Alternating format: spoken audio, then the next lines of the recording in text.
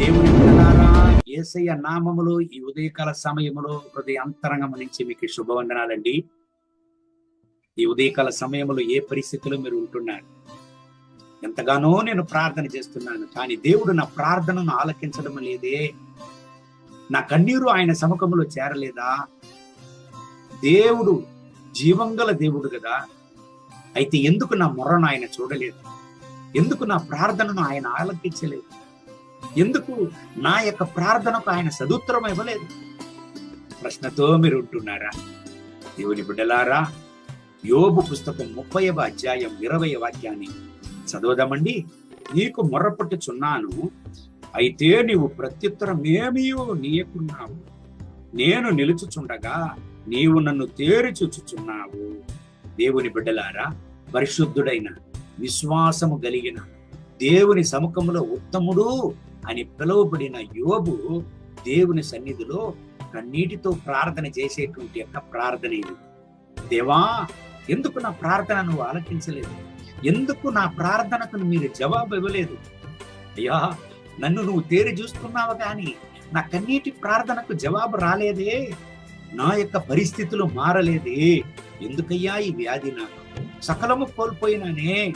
మిమ్మల్ని ఇంకనూ నేను తిరస్కరించలేదే నాయనా. నా మొర్రను మీరు ఆలకించలేదా? ఎందుకయ్యా మీరు మౌనంగా ఉంటున్నారు అని ప్రశ్నతో దేవుని సముఖంలో దేవుని తిరస్కరించక కన్నీటితో దేవుని చూచి యోబు ప్రార్థించినటువంటి ప్రార్థనే ఈ దేవుని వాక్యం. దేవుని బిడ్డలారా, ఈ ఉదయకాల సమయంలో మీరు కూడా ఒకవేళ ప్రార్థన చేస్తూ ఉండవచ్చు. ఇంకా ఎంతగా ప్రార్థన చేయాలి? ఇంకా ఎలాగ నేను ప్రార్థన చేయాలి? ఇంకా ఎలాగ నేను ఉపవాసం ఉండాలి? ఇంకా ఎలాగ దేవుని కొరకు ప్రియమైన జీవితం నేను ఈ లోకములో జీవించాలి? ఎందుకు నా మొర్రను దేవుడు ఆలకించలేదు? కన్నీటితో ఉన్నారా? దేవుని బిడ్డలారా, ఒక ప్రశ్నతో మీరు ఉంటున్నారా? యోబు 42:2వ వాక్యాన్ని చదివినట్లయితే, నీవు సమస్త క్రియలను చేయగలవనియు నీవు ఉద్దేశించినది ఏదియు నిష్ఫలము కానేరదనియు నేనిప్పుడు తెలుసుకుంటుని. దేవుని బిడ్డలారా, దేవుడు యోబు యొక్క మొరను ఆలకించాడు. ఆయన కన్నీటికి సదుత్తరాన్ని ఇచ్చాడు. ఆయన విజ్ఞాపనలకు దేవుడు జవాబిచ్చాడు. రెండంతలుగా దేవుడు ఆశీర్వదించాడండి. యోబు ఇక్కడ దేవుని నామాన్ని మహిమపరుస్తున్నాడు. ఏమని?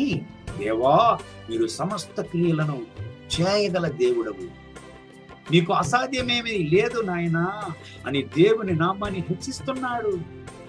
మీరు చేయదలచినది నిష్ఫలము కానేరదు అని దేవుని సన్నిధిలో దేవుని హెచ్చించి, దేవుని పొగడి, దేవుని మహిమపరిచి ఇక్కడ ప్రార్థిస్తున్నాడు యోబు. కారణం, దేవుడు యోబు యొక్క పరిస్థితిని మార్చాడు. దేవుడు యోబు యొక్క పరిస్థితులను మార్చాడు. రెండంతలుగా ఆశీర్వదించాడు. ఎవరంతా, ఏ స్నేహితులంతా యోబును పరిహసించారో వాళ్ళ ముందు దేవుడు జీవంగా సాక్ష్యంగా యోబును నిలిపాడు.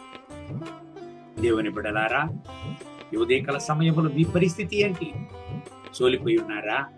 సోలిపోకండి. మీ యొక్క పరిస్థితులు మారును. మీ పరిస్థితులను మార్చి దేవుడు మీకు అద్భుతం చేయండి. మీరు ప్రార్థన చేసేది ఎవరి సముఖంలో అనే విషయాన్ని మీరు గమనించండి. సర్వశక్తిమంతుడైన దేవుని సముఖంలో మీరు ప్రార్థన చేస్తున్నారు. నీవు నేను ప్రార్థన చేసేటువంటి యొక్క దేవుడు సమస్త క్రియలను చేయగల దేవుడు. ఆయన సమస్త క్రియలను చేయగల దేవుడు. ఆయన చేయదలసినది ఏనాటికి నిష్ఫలము కానేరదండి. దేవుడు మీ జీవితంలో చేయదలచినది నిష్ఫలము కానేరదు. మీ జీవితంలో ఆయన ఖచ్చితంగా అద్భుతమును చేయండి. ఎవరంతా మిమ్మల్ని అపహసించారు, ఎవరంతా మిమ్మల్ని దూషించారు, వాళ్ళ ముందు మిమ్మల్ని జీవంగల సాక్ష్యంగా నిలుపును. యోబును నిలిపిన దేవుడు మిమ్మల్ని సాక్ష్యంగా నిలుపును. చోలిపోకండి. ఈ దేవుని వాగ్దానం ప్రకారం మిమ్మల్ని దేవుడు ఆశీర్వదించి ఈ రోజంతా నడుపురుగా. కళ్ళు మూసి ప్రార్థన చేద్దామా? మహోన్నతమైన దేవా, ఈ ఉదయకాల సమయంలో అనేక ప్రశ్నలతో, అనేక సందేహాలతో, ఎందుకు దేవుడు నా ప్రార్థన ఆలకించలేదు? ఎందుకు నా ప్రార్థన, నా మొర్రను దేవుడు ఆలకించలేదు? ఇంకా సదుత్తరమును దేవుడు ఇవ్వలేదు అని ప్రశ్నతో, కన్నీటితో ఉన్నటువంటి బిడ్డల్ని చూడండి. యోబు యొక్క పరిస్థితులను మార్చిన దేవుడు, యోబును రెండంతలుగా ఆశీర్వదించిన దేవుడు ఈ బిడ్డల్ని ఆశీర్వదించండి. వీళ్ళ పరిస్థితులను మార్చండి. జీవంగల సాక్ష్యంగా నిలబడండి. వీళ్ళ నింద అవమానం మారునుగా. ఎవరంతా వీళ్ళని పరిహాసం చేశారు, ఎవరంతా వీళ్ళను అపహసించారు, వాళ్ళ ముందు వీళ్ళు జీవంగల సాక్ష్యం నిలవడానికి ఒక అద్భుతాన్ని చేయండి. అలా చేసేందుకు వందనాలు. మహిమ ఘనత స్తుతి మీకే. యేసయ్య నామములో వేడుకుంటున్నాం మా ప్రియ పరలోకపు తండ్రి. ఆమేన్. ఆమేన్. May God bless you. Have a good day.